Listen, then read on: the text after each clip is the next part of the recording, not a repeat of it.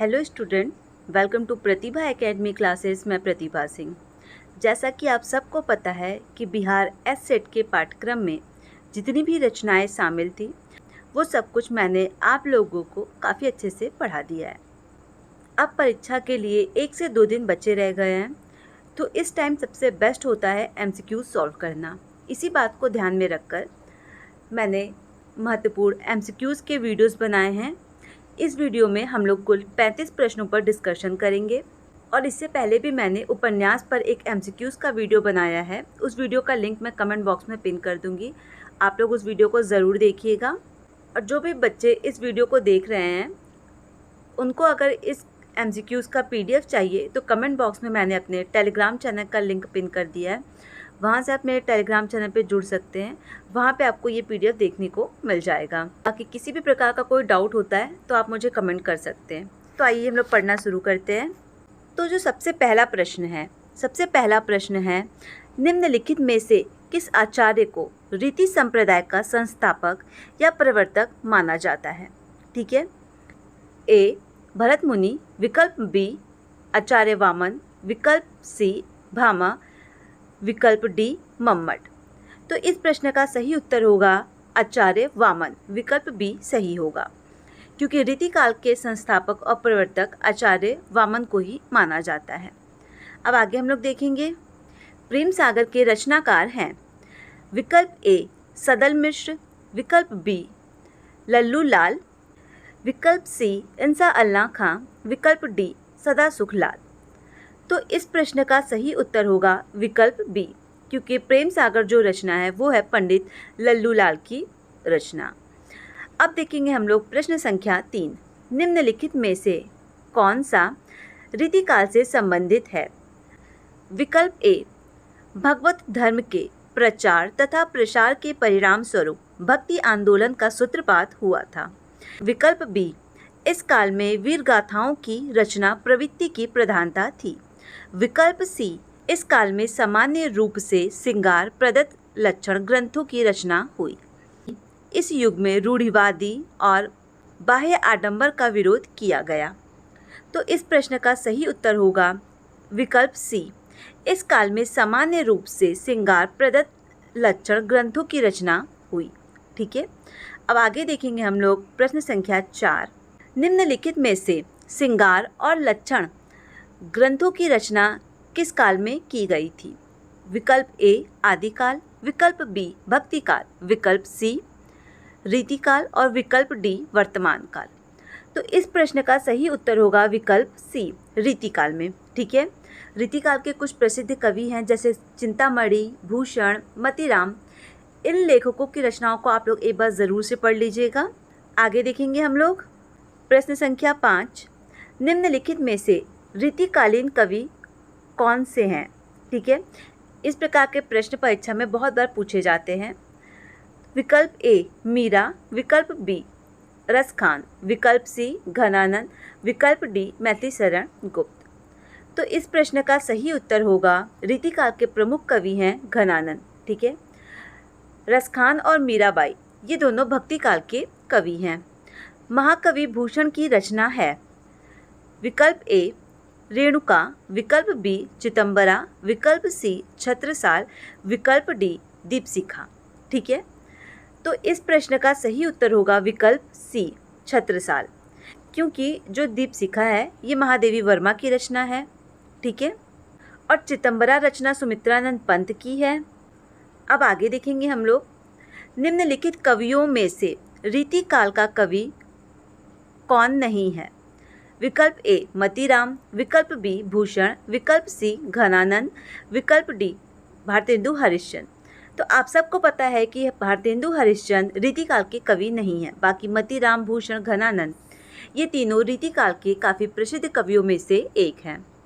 प्रश्न संख्या 8, निम्नलिखित में से हिंदी का प्राचीनतम महाकाव्य कौन सा है? विकल्प ए रामचरितमानस, विकल्प बी पद्मावत, विकल्प सी पृथ्वीराज रासो, विकल्प डी प्रिय प्रवास। तो इस प्रश्न का सही उत्तर होगा ए प्राचीनतम महाकाव्य है रामचरितमानस। पद्मावत के रचयिता हैं मलिक मोहम्मद जैसी।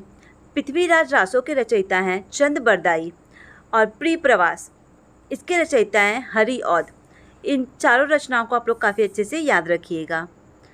अब आगे हम लोग देखेंगे, निम्नलिखित कवियों में से रीतिबद्ध तथा रीतिमुक्त कवियों का चुनाव कीजिए। विकल्प ए भूषण, विकल्प बी घनानंद, विकल्प सी बिहारी, विकल्प डी आचार्य केशवदास। ठीक है, तो इस प्रश्न का सही उत्तर होगा विकल्प डी। जो बिहारी हैं ये रीति सिद्ध कवियों में से एक हैं। अब आगे देखेंगे हम लोग प्रश्न संख्या 10, रीतिकाल का कवि निम्नलिखित में से कौन है। विकल्प ए बिहारी, विकल्प बी मलुकदास, विकल्प सी जयशंकर प्रसाद, विकल्प डी रामधारी सिंह दिनकर। इस प्रश्न का सही उत्तर होगा बिहारी। ठीक है, तो रीतिकाल के निम्नलिखित कवियों में बिहारी प्रसिद्ध कवि हैं। प्रश्न संख्या 11, कवि रत्नाकर किसकी रचना है। विकल्प ए सेनापति, विकल्प बी मैथिलीशरण गुप्त, विकल्प सी पद्माकर, विकल्प डी जयशंकर प्रसाद। तो इस प्रश्न का सही उत्तर होगा कवि रत्नाकर सेनापति की रचना है। ठीक है, प्रश्न संख्या 12, निम्नलिखित में से कौन सी कृति ग्रंथ रीतिकाल में लिखी गई है। विकल्प ए साकेत, विकल्प बी विनय पत्रिका, विकल्प सी बिहारी सस्सई और विकल्प डी पृथ्वीराज रासो। तो इस प्रश्न का सही उत्तर होगा विकल्प सी बिहारी सस्सई, क्योंकि ये रीतिकाल में लिखा गया ग्रंथ है।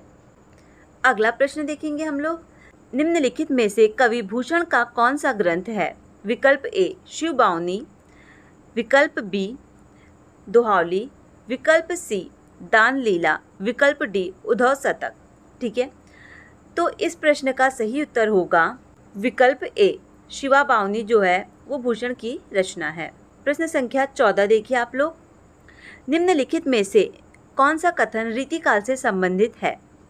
विकल्प ए इस काल में वात्सल्य रस की प्रधानता है, विकल्प बी इस युग में रहस्य का परिपाक हुआ, विकल्प सी इस युग में रूढ़िवादी तथा बाह्य आडंबर का विरोध किया गया, विकल्प डी इस काल में मूलतः श्रृंगार और लक्षण ग्रंथों की रचना की गई। तो प्रश्न संख्या 14 का आपका सही उत्तर होगा इस काल में मूलतः श्रृंगार और लक्षण ग्रंथों की रचना की गई। ठीक है, प्रश्न संख्या 15 देखेंगे, रीतिकाल स्वच्छंदवाद काव्यधारा के कवि हैं। विकल्प ए केशव, विकल्प बी भूषण, विकल्प सी बिहारी, विकल्प डी बोधा। इस प्रश्न के सही उत्तर होगा विकल्प डी बोधा। अब आगे देखेंगे हम लोग, निम्नलिखित में से कौन सा कथन रीतिकाल से संबंधित है। विकल्प ए भगवत धर्म के प्रचार तथा प्रसार के परिणाम स्वरूप भक्ति आंदोलन का सूत्रपात हुआ था, विकल्प बी इस काल में वीर गाथाओं की रचना प्रवृत्ति की प्रधानता थी, विकल्प सी इस काल में सामान्य रूप से श्रृंगार प्रधान लक्षण ग्रंथों की रचना हुई, विकल्प डी खड़ी बोली काव्य भाषा के रूप में प्रतिष्ठित हो चुकी थी। तो प्रश्न संख्या 16 का सही उत्तर होगा विकल्प सी इस काल में सामान्य रूप से श्रृंगार प्रधान लक्षण ग्रंथों की रचना हुई थी। प्रश्न संख्या 17, निम्नलिखित में से श्रृंगार और लक्षण ग्रंथों की रचना किस काल में की गई। विकल्प ए आदिकाल, विकल्प बी भक्तिकाल, विकल्प सी रीतिकाल, विकल्प डी वर्तमान काल। तो प्रश्न संख्या 17 का सही उत्तर होगा रीतिकाल। रीतिकाल में लक्षण ग्रंथ और श्रृंगारिक ग्रंथों की रचना काफ़ी मात्रा में की गई थी। जैसी का पद्मावत किस भाषा में लिखा गया है, वेरी इंपॉर्टेंट क्वेश्चन। विकल्प ए ब्रजभाषा, विकल्प बी अवधी, विकल्प सी खड़ी बोली, विकल्प डी फारसी।